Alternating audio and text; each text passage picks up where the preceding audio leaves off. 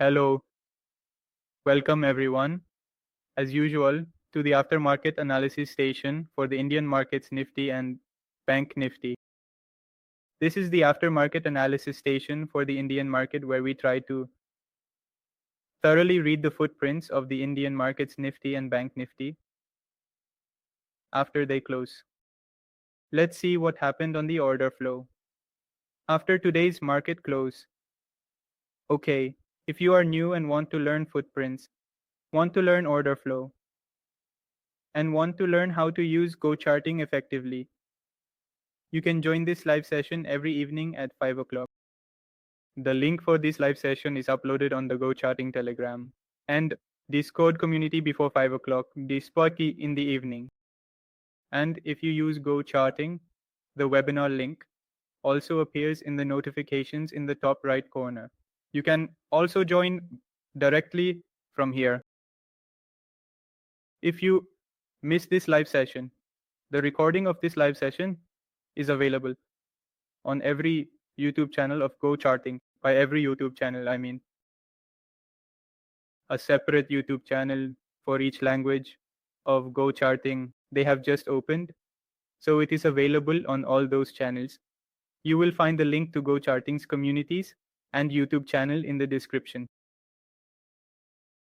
Before the market opens, let's take a quick look at yesterday's volume profile levels for Nifty. Okay. What confirmation was the volume profile giving for you? Okay, yesterday's volume profile was giving us a confirmation that at yesterday's high, there was a volume note and a breakup zone was also formed. We had hit it, and then if we move downwards, then this consolidation of last 2 days was formed, okay, and a breakup zone and volume note of both of these were formed here. So we had marked this zone. Simply, today's use was of the volume profile zones from the last 3 days. Today, the market remained between these two. What did we do? We marked yesterday's volume node and the volume node from the last 3 days. Okay. I think, Siraj, the issue is on your end. Everyone else can hear the audio. So what will we do now? What we do on these volume profiles is we now look at how the footprint gave us confirmation that today's market was completely sideways. Okay. However, there were 1 or 2 slight movements until around 10:30, after which it was entirely sideways, indicating that option sellers were present in good numbers. So until 10:30, what confirmation did the order flow up and footprint give us? Siraj, please leave and try joining again. To read the footprint accurately and effectively, we need to have a clear understanding of what delta is. This is crucial because with the help of delta, we are going to interpret and analyze the footprint in detail. In simple language, delta is the difference between buyers and sellers in, like, we consider the first candle. What is the delta of this first candle? The value of the delta at the top is, what is the value of the delta? 13,000. Inside the green box, and there is no negative sign in front of the value. So that means positive delta. Positive delta means positive for buyers.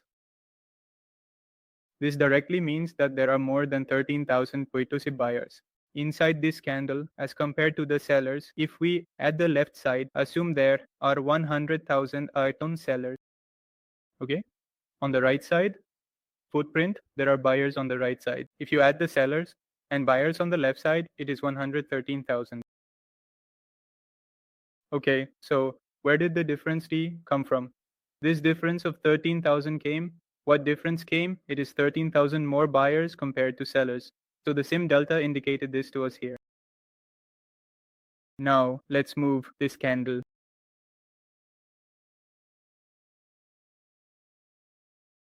What is the value of the delta for this candle? Minus 7,000, meaning it is inside the red box. And there is a negative sign in front of the value. So that means it's a negative delta. Okay, negative delta directly means sellers. Positive delta means buyers. Negative delta means sellers. And in this candle, what does it mean for sellers? It means that in this candle, there are more sellers compared to others. So buyers simply, okay, whatever essence we are getting from each candle, like we looked at this candle and saw the delta of this candle. Positive, so that means there are more buyers. The candle may be red, but there are more buyers, and there is no trace of selling in this candle. When we look at the delta of this candle, again, positive, when we looked at the delta of this candle, quickly we understand what has happened, meaning who is more dominant inside the candle, the buyer or the seller. Okay, so there are two types of delta. Now let's talk about negative, positive, and cumulative separately, like this candle, these candles, and this candle. The delta of these candles is quite high. Today, the volume was very low, almost negligible, yet some volume was observed within these candles. Look at the delta of these candles: 21,000, 31,000, 19,000, 23,000. We don't talk separately about positive and negative. And look at this, only 2,000, 0 delta. Only 1,000, 1,000 delta. Only 4,000 delta, meaning there are some candles whose delta is very high and some candles whose delta is very low. In the candles with a high delta, there has been more buying and selling, and where there is more buying and selling, those are the candles that clarify the market direction and provide some movement. And the candles with a very low delta do not have much potential for buying and selling. Okay, we can skip those candles. So now what we will do is pick those candles where there has been heavy buying and heavy selling. Generally, we can say that a delta above 30, whether on the positive side or the negative side, works well. But whatever movement happened today was only until 10:30. Okay, and there was buying and selling only until 10:30. So let's see how order flow helps us here. The first candle usually has a lot of volume, but today there wasn't any volume in this candle, though some volume appeared in the second candle. Now, which side did the delta come from? On the buying side, the footprint shows buyers on the right side and sellers on the left side, so we quickly move to the buying side. If there are more buyers in this candle, we will read the buyers push with a positive delta.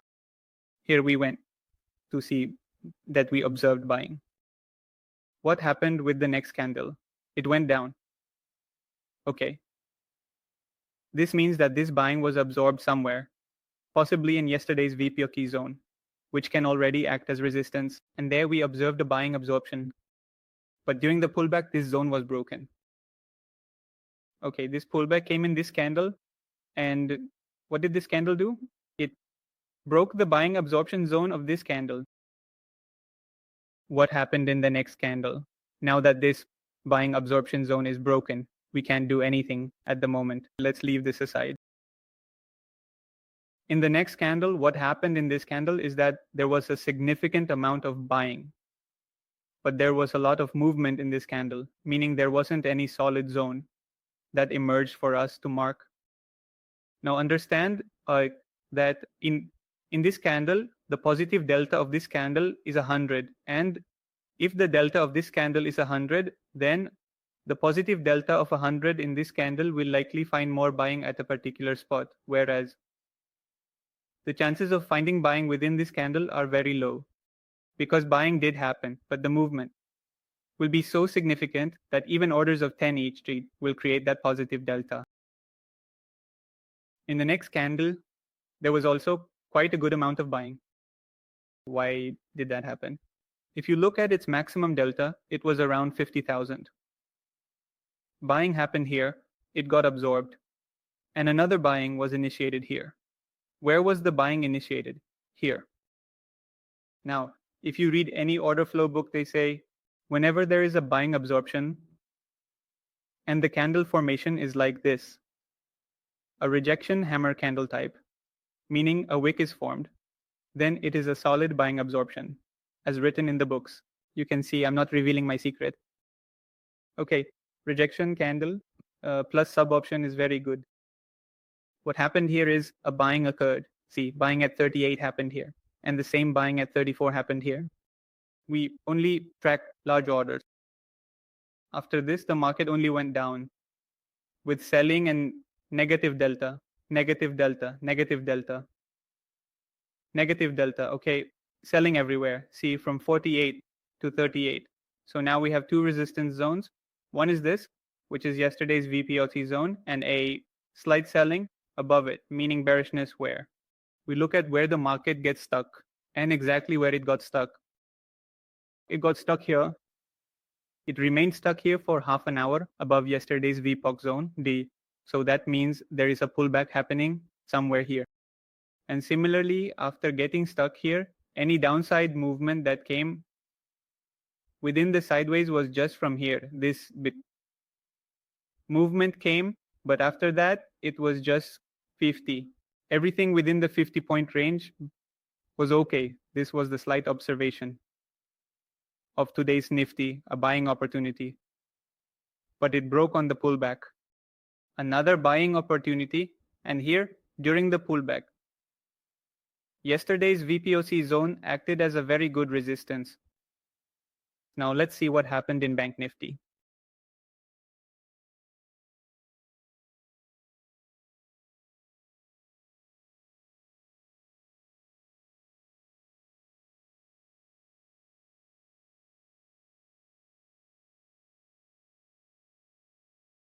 It was the same in Bank Nifty as well. How was it the same in Bank Nifty? This was the candle where the first buying was initiated. Okay?